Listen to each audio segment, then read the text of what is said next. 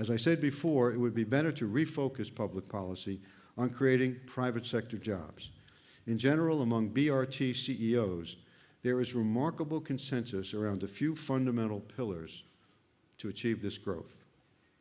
So, first, we need tax policies that promote capital formation.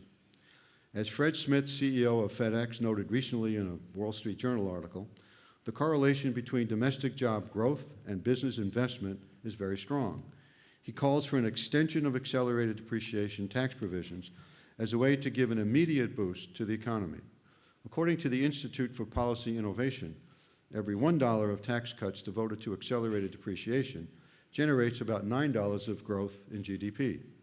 Second, we need to increase exports and improve our international competitiveness.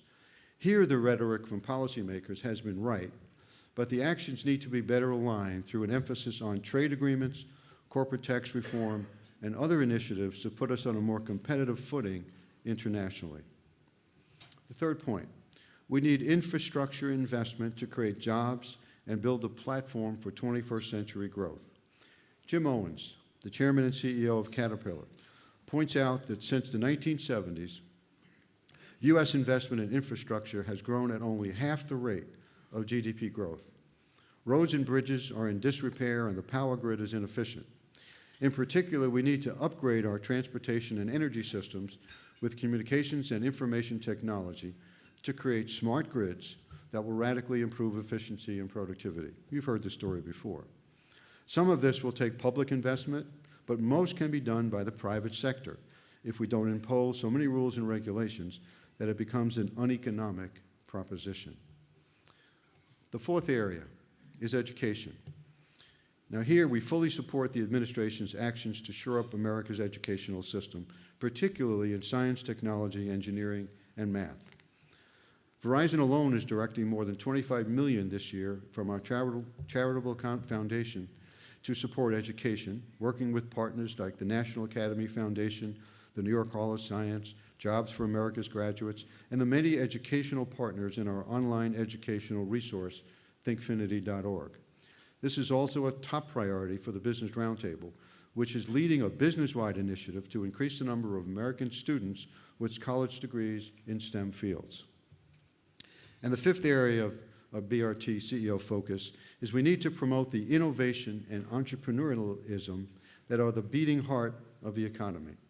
While the government has a lot of innovation initiatives, we need better focus and coordination in this vital arena. We need a permanent tax credit for research and development, more effective protection for intellectual property, and sustained federal investment in basic research. Both government and private sectors have a critical role to play here. Now, government invented the internet, mapped the human genome, developed GPS technology, extraordinary advancements. But it took private industry to commercialize these discoveries, develop real businesses around them, and make them available to average Americans. There are many areas from renewable energy to transportation to homeland security protections where government and industry can and should be working together to develop the technologies that will create new industries and new jobs.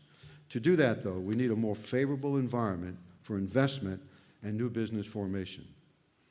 The BRT believes that these 5 areas, capital formation, exports, infrastructure, education, and innovation, are the necessary inputs for creating growth and private sector jobs.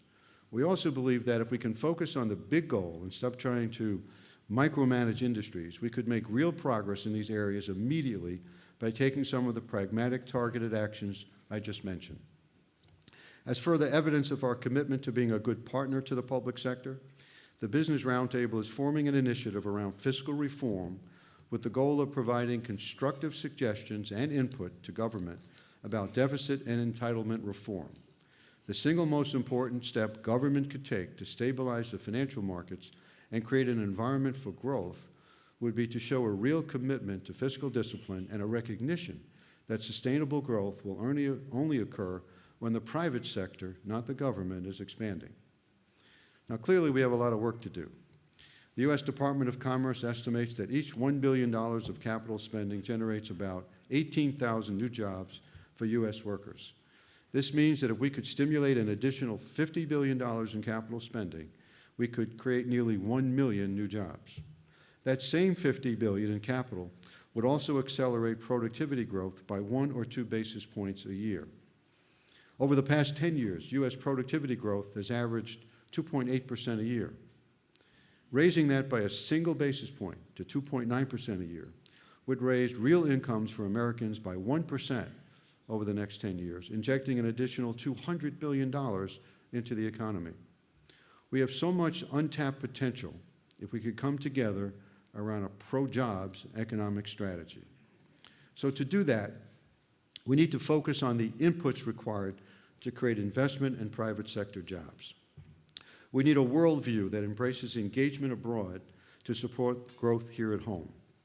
And most of all, we need accountable leaders in government, as well as the business community, who reject the false choices between job creation or deficit reduction, growth or sustainability, serving consumers or investors, managing for the short term or the long term, being profitable or doing things right. Real leadership isn't about making false choices. It's about finding solutions to real problems. Every one of us should find it unacceptable that so much capacity for growth is sitting on the sidelines.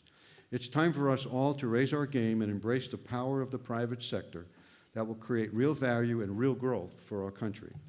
If we work together to unleash the private sector's investment and innovative power, I have no doubt that America can accelerate its competitive footing and lead the world in the industries that will create jobs and raise living standards for many decades to come.